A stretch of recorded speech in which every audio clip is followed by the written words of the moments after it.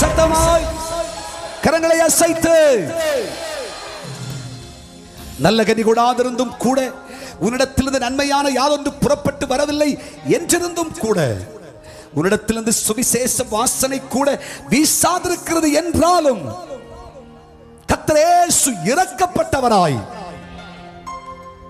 உன்மேல் வைத்த தயவு நிமித்தம், பாசத்தின் நிமித்தம், எஜமானனே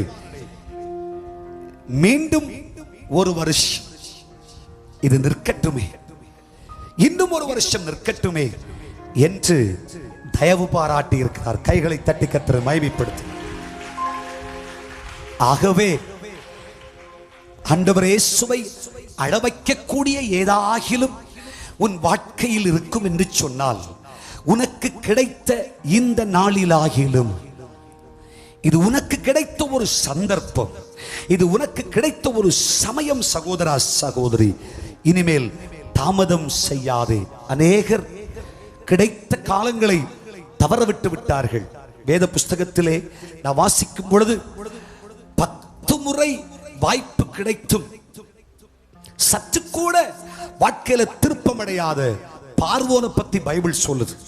10 முறை வாய்ப்பு கிடைத்தது, ஆனாலும் காலத்தை தவறவிட்டு விட்டார், சமயத்தை தவறவிட்டு விட்டார். அது ஒரு அனுக்கிரக காலம், கிடைத்திருக்க வேண்டியது. ஆனால் 10 முறை வாய்ப்பையும் இழந்து போனார். நல்ல காலத்தில் 14 வருஷம் யாக்கோபு வாழ்க்கையில் ஆசீர்வதிக்கப்பட வேண்டிய, நன்மையை அனுபவிக்க வேண்டிய, மேன்மையை பெற்றுக்கொள்ள வேண்டிய 14 வருஷத்தை துளைத்தான். கடைசியா எப்போ எனக்கா என் குடும்பத்துக்கு நான் சம்பாதிப்பேன், ஆண்டவரே எப்போ என் வாழ்க்கையில நன்மை உண்டாகும் என்று தேடும் நிலை உண்டாயிற்று. கர்த்தரை நம்பி வாழ்கிற கர்த்தருடைய பிள்ளைகளே, வேத புஸ்தகத்தில் வாசிக்கும் பொழுது இப்படி வாய்ப்பை தவறவிட்டவர்கள், தெய்வம் கொடுத்த காலத்தையும் சமயத்தையும் நேரத்தையும் தவறவிட்ட பலர் வேத புஸ்தகத்தில் வாழ்க்கையின் மேன்மையை இழந்தார்கள். தேவனுடைய பிள்ளைகளாகிய நம்மை பார்த்து ஆண்டவர் சொல்லுகிறார், உனக்கு கிடைத்த நல்ல நாள் இந்த நாள், உனக்கு கிடைத்த ஒரு நல்ல சமயம் இந்த சமயம் அல்லவா, உனக்கு கிடைத்திருக்கிற ஒரு நல்ல சந்தர்ப்பம் இதல்லவா. என் ஆண்டவர் இயேசுவின் இருதய விசனங்களை நீக்கி போடுவதற்கு, ஆண்டவரே நீர் என்னை பார்த்து அழக்கூடாது, நீர் என்னை பார்த்து சந்தோஷப்படணும் சுவாமி. கையை தட்டி ஆண்டவர் மகிமைப்படும். என் பிள்ளை, எனக்கு சொந்தமான என் பிள்ளை, தேவன் உன்னை பார்த்து சந்தோஷப்பட வேண்டும். ஆண்டவரே, இல்லாமல் என் வாழ்க்கையிலே உம்மை துக்கப்படுத்துகிற ஏதாகிலும் என் வாழ்க்கையில் இருக்கும்னு சொன்னா, இது எனக்கு கிடைத்த இந்த சமயம், இது நல்ல சமயம். இந்த சமயத்தில் கர்த்தர் சொல்கிறார், நீ சமாதானத்துக்கு ஏற்றவைகளை இப்பொழுதே தெரிந்து கொண்டாய் என்றால் உனக்கு நலமாயிருக்கும். சமாதானத்துக்கு ஏற்றவைகளை அறிந்து கொள், அப்பொழுது உனக்கு நன்மை உண்டாக. கைத்தட்டி கர்த்தரை மகிமைப்படுத்துங்கள்.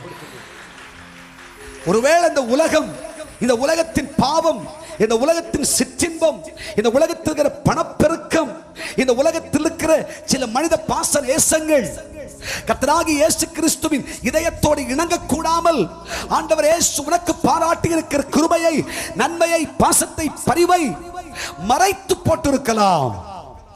உன் கண்களுக்கு அது இப்பொழுது மறைவாயிருந்தாலும் தீர்க்கதரிசியா கர்த்தர் அனுப்பி உன்னை பார்த்து சொல்றார், இனிமே கண்களுக்கு மறைந்திருக்கிறதுன்னு சொல்லாத, எனக்கு கிடைத்த இந்த சமயத்தை பயன்படுத்தி சமாதானத்தை பெற்றுக் கொள்கிறேன்.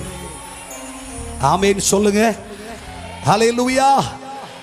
சமாதானத்துக்கு ஏற்றவைகளை அறிந்திருந்தாயானால் உனக்கு நலமாயிருக்கும். சமாதானம் என்றால் அது கர்த்தராகிய இயேசு கிறிஸ்து. ஆமென் சொல்லுங்கள்.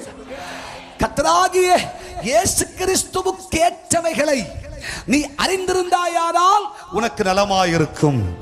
சமாதானமாகிய கிறிஸ்து அப்பொழுது உனக்கு திவ்ய சமாதானத்தை கட்டளையிடுவார்.